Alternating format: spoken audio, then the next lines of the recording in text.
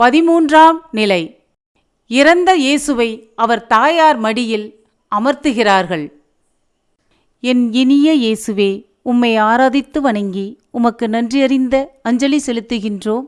அது ஏன் என்றால், பாரமான சிலுவையை சுமந்து படைப்பனைத்தையும் மீட்டு இரட்சித்தீர். மகனே, உன்னை இப்படி சாவுக்கு கையளிக்கவா அன்று கபிரியேல் தூதரிடம் ஆம் என்று சொன்னேன்.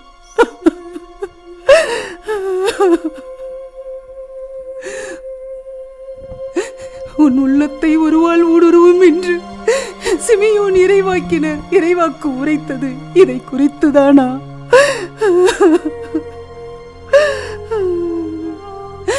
என் தந்தையின் இல்லத்தில் இருக்க வேண்டும் என்பது உனக்கு தெரியாதா என்று கேட்டாயே.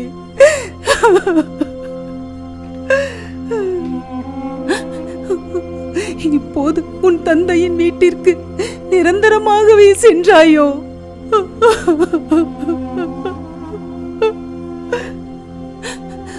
மகனே, என் உள்ளம் படும் வேதனை உனக்கு தெரிகிறதா?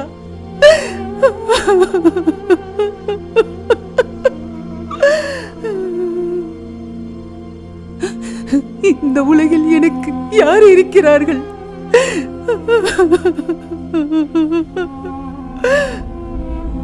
ஆனாலும் மகனே, உன்னை இழப்பதுதான் கடவுளின் விருப்பம் என்றால், என் உயிரையும் இந்த கொடுமையை பார்த்தாவது மனிதகுலம் திருந்தும் என்றால், இந்த மனிதர்கள் மனம் மாறுவார்கள் என்றால், உம்மை இழப்பதில் எனக்கு மகிழ்ச்சியே.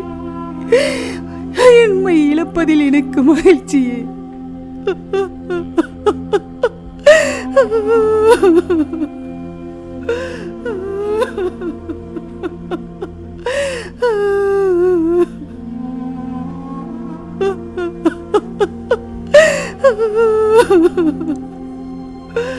கண்ணே என் கண்மணியே, கட்டி கரும்பே தேனே, நெஞ்சுதனில் நான் சுமந்து அன்புடனே வளர்த்து வந்தே. கல்வாரி ரத்தம் கல்தனிலும் முள்தனிலும் வழிந்தோடவா பெற்றே. என் மகனே, என் மகனே,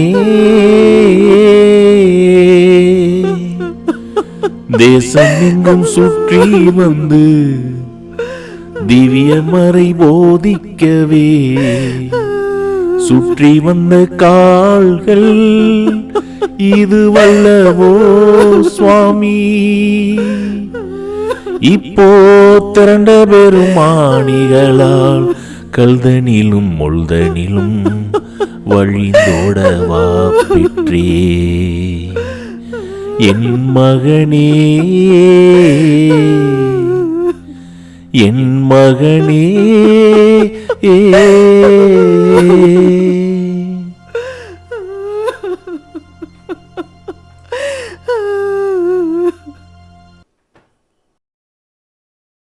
எங்கள் பேரில் தயவாயிரும் ஆண்டவரே, எங்கள் பேரில் தயவாயிரும். எங்கள் பேரில் தயவாயிரம் ஆண்டவரே, எங்கள் பேரில் தயவாயிரம். இறந்த விசுவாசிகள் இறைவனுடைய இரக்கத்தினால் நித்திய சமாதானத்தில் இளைப்பாறுவார்களாக. ஆமேன்.